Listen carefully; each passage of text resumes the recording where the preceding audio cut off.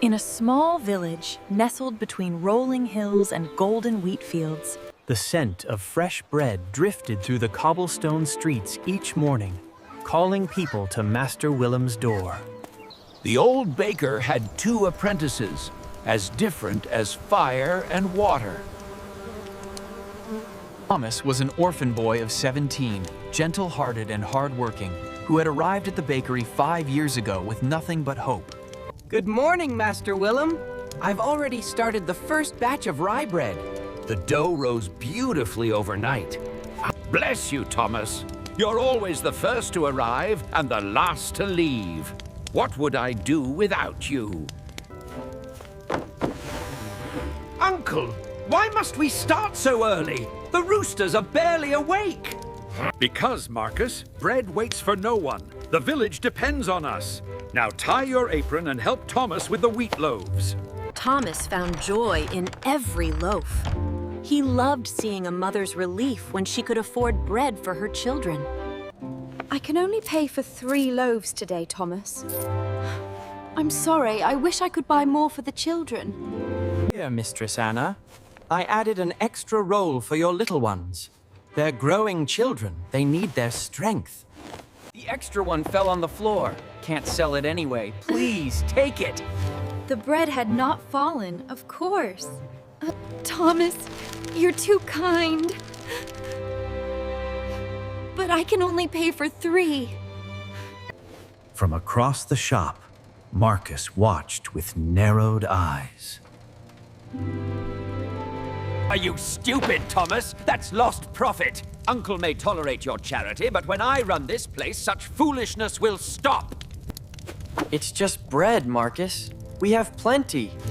What harm does it do to share? Harm? It teaches people to expect handouts. They should pay full price or go without. That's how business works. I suppose we see things differently.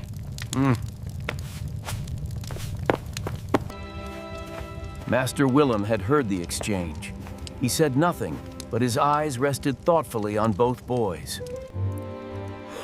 One cold autumn morning, when the mist clung to the ground like wool and the first frost kissed... Boys, I cannot work today. You must run the bakery together. Marcus, you will handle the sales and the money. Don't worry, Uncle. I'll make sure we have a profitable day. Rest well, Master Willem. We'll take care of everything. The 2 young men returned to the bakery. Marcus stood at the counter, counting coins with satisfaction. Thomas... By mid-morning, the shelves were filled with golden loaves. The shop filled with customers, and Marcus stood at the counter. But then the door opened, and a cold wind swept through. An old woman...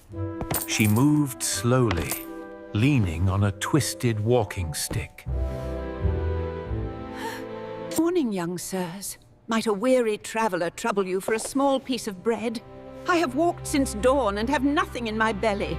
This is a shop, old woman, not a charity house. If you want bread, you pay for it. Do you have money? I have only 3 small copper coins, sir. Not enough for a full loaf, I know.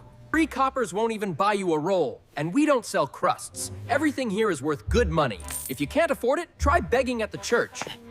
The old woman's eyes gleamed with something ancient and knowing.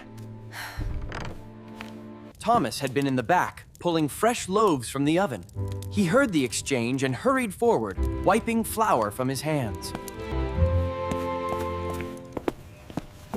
Wait, please! Don't leave, ma'am! Marcus, surely we can spare something.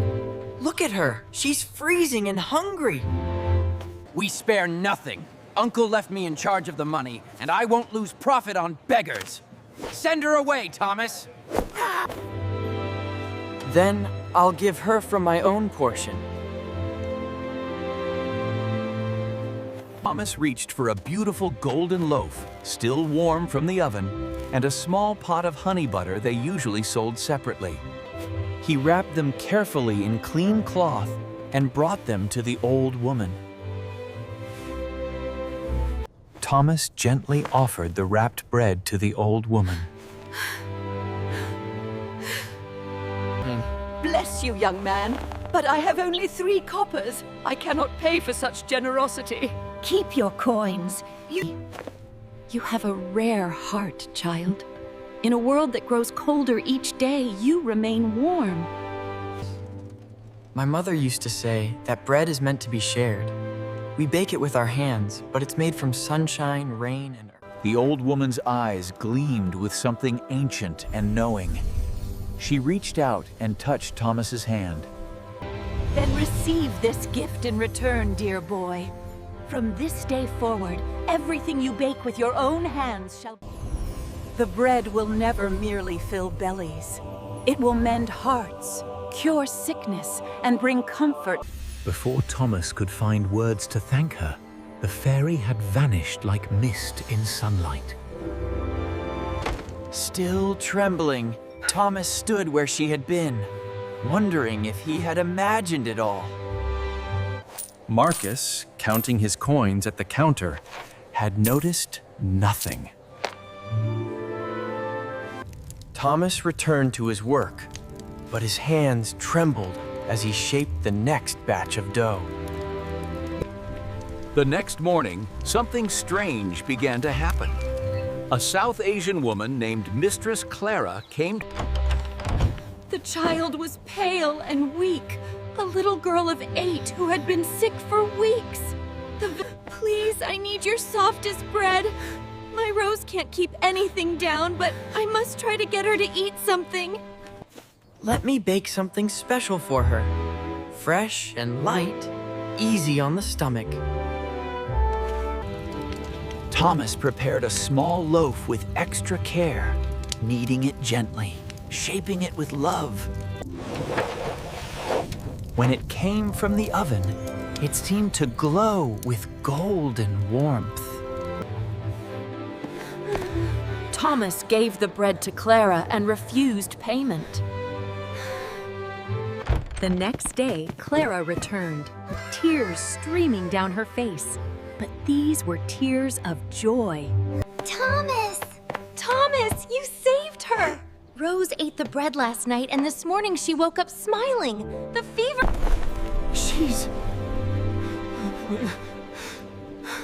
She's truly well? Completely. I don't know what you did, but that bread healed my daughter. Bless you 1,000 times. Word spread quickly through the village. Others came with ailments, headaches, old pains, and lingering coughs. Each person who ate bread baked by Thomas's own hands found themselves mysteriously improved. An old man's joint pain vanished. A widow's grief seemed lighter. A young couple on the edge of divorce. The bakery had never been so busy. But Marcus grew jealous and suspicious. Marcus could not understand what was happening. He used the same recipes, the same ingredients, the same ovens. But when customers... That night, after Thomas had gone home, Marcus stayed late in the bakery. But first, he confronted Thomas one more time. What trick are you using? Are you adding something to your dough? Some secret ingredient to make people think yours is better? No trick, Marcus. I just bake with care, that's all. Lies! There must be something. I'm the better baker, Don. Uncle always said I had the superior technique, yet they all want yours. It's not fair! Marcus stormed away, his mind racing with determination. He would prove himself. He would show everyone that he was the superior baker. That night, after Thomas had gone home, Marcus stayed late in the bakery. He was determined to prove himself. He worked furiously, measuring precisely, kneading with expert technique. His loaves were symmetrical. Proud of his work, he arranged them in the window for the morning.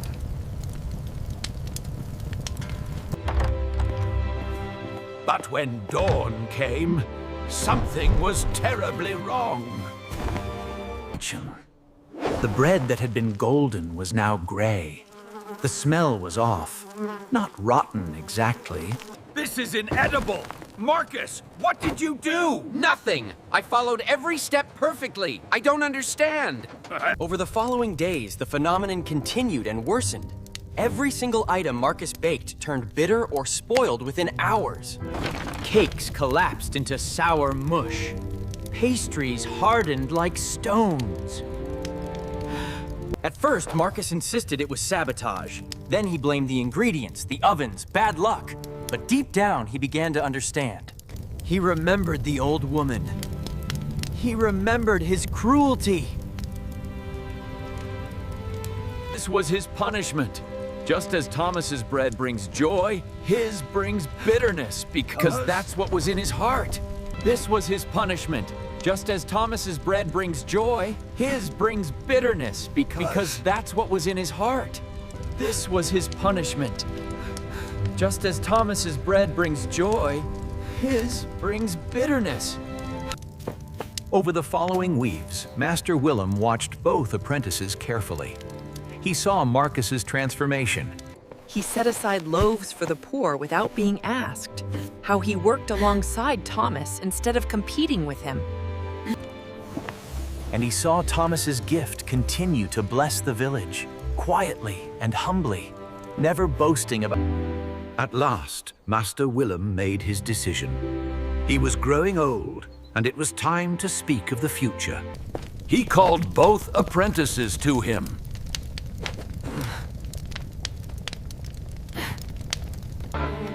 I am old, and it is time to speak of the future.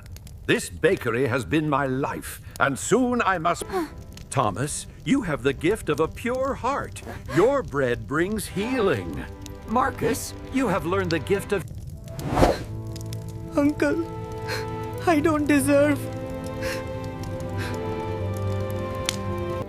You deserve the chance to continue growing. Both of you will run this bakery together, serving this community with... The two young men looked at each other, and for the first time, they truly smiled and, not as rivals, but as Years passed. The bakery prospered beyond measure, known throughout the region not just for Thomas's healing. Marcus never gained the magical gift that Thomas possessed, but he discovered something just as valuable, the deep satisfaction. They kept a shelf near the door where fresh bread was always available for those who could not pay. A small sign. The bakery stood for generations, long after Thomas and Marcus were gone.